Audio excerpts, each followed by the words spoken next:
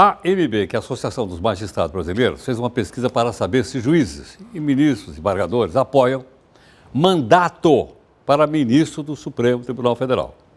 Né? Muito bem. Vários se manifestaram. Nós temos aqui uma entrevistada no estúdio, gentilmente, a desembargadora do Tribunal de Justiça aqui de São Paulo, doutora Ivana Davi, que gentilmente está aqui conosco. Ivana, muito obrigado pela gentileza, muito obrigado pela sua participação aqui no Jornal da Record. Muito obrigado. Ivana, o que é que os magistrados responderam a essa pergunta feita pela associação? Pois não.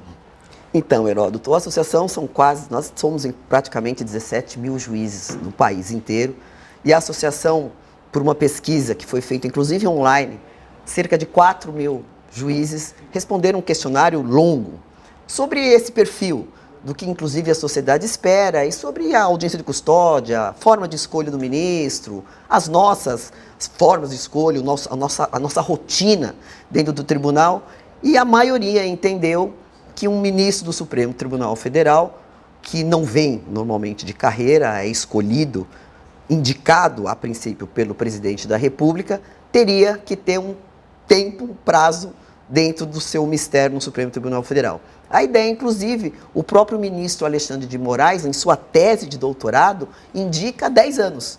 10 anos? 10 anos, 10 anos. Que seria um tempo mediano para que alguém fosse ao Supremo Tribunal Federal, eventualmente nem precisa passar pela carreira inteira, e por 10 anos judicasse na maior corte do país, que é a corte que faz o controle da constitucionalidade em todo o Brasil. Bom, hoje como é que funciona? A escolha do ministro é uma indicação do presidente da República, que ele escolhe dentre as pessoas que, no sentir dele, têm capacidade, conhecimento, qualidades para julgar, né, em último grau na corte, uma questão constitucional. O indicado passa por uma sabatina, essa sabatina é feita no Senado por uma comissão e, em maioria absoluta, o sabatinado tem que ser, entre aspas, aprovado e aí nomeado pelo presidente da República. E quanto tempo ele fica lá? Hoje, até 75 anos, que é o prazo que o juiz tem para se aposentar. Até os 75? Até os 75 anos. O juiz, ele tem a vitaliciedade. Morremos juízes. Sim. E um ministro, ele também vai morrer juiz, mas se aposenta, né, compulsoriamente aos 75 anos. Bom, eu tenho de um lado alguns países da Europa têm mandato. Do outro eu tenho os Estados Unidos, que não tem, que aliás é vitalício lá, né? Até morrer, é isso ou não? A nossa legislação é parecida com a legislação americana. Nós copiamos esse modelo. É vitalício como nós. Sei. Agora, essa mudança, se tivesse mandato, essa mudança arejaria, digo, no sentido de ter novas pessoas, novas ideias, pessoas mais jovens, mais ligadas à sociedade do Supremo Tribunal? Com certeza. Eu acho que foi essa a visão. Na verdade, essa escolha é um misto de uma escolha política. Como você bem colocou no bloco anterior, somos nós que escolhemos os nossos dirigentes. Nós que escolhemos o presidente. Temos que responder por isso. E somos coautores dessa situação no direito. Nós que escolhemos o presidente da República. Quando o presidente da República indica um ministro, é como se ele estivesse fazendo essa indicação por nós. Essa é a leitura. Essa é a leitura política de uma indicação de um ministro. E acho que é uma boa saída. Não é nenhuma jabuticaba, como dizem por aí. Tem o bem de uma escola muito boa e tem dado muito certo.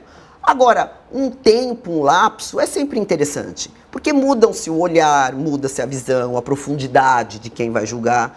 Então, eu acho interessante. Eu acho que a pesquisa ajuda exatamente nisso que você coloca, Heródoto, e coloca muito bem, como sempre.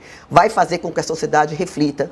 Existem várias propostas de lei tramitando. Nenhuma nunca conseguiu submergir a uma discussão. Quem sabe agora volte essa discussão e quem sabe agora, num congresso novo, isso possa ser eventualmente modificado.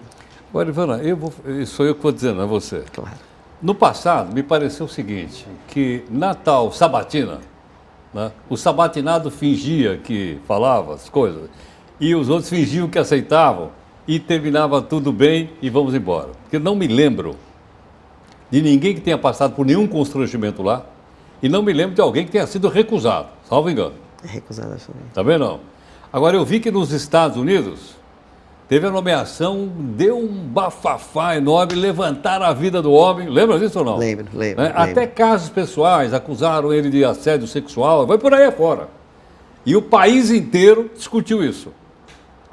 Quer dizer, eu acho que a democracia é isso, todo mundo tem que discutir. Não é porque é vamos dizer assim, é um privilégio concedido pela Constituição ao presidente, que o resto fica tudo... O próprio ministro Alexandre de Moraes, na tese dele, é interessantíssima. Ele acha mais, inclusive, ele acha que o candidato ele tem que ter passado, não só, ele não tem que vir só do executivo, só do legislativo ou só do judiciário. O ministro Alexandre de Moraes, ele acha que você tem que ter tido um estágio, ou pelo menos um trabalho, nesses vários setores, né? Para que você venha com uma experiência, com um olhar diferenciado. Então, ter trabalhado no executivo para vir com o olhar da administração, que é um olhar diferenciado.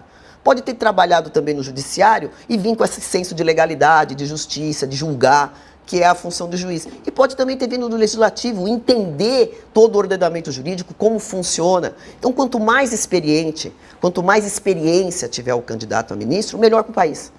Melhor para a leitura da justiça e melhor para a leitura da constitucionalidade, porque é essa a função da Corte Constitucional. Na sua opinião, um mandato 10 anos? 10 anos seria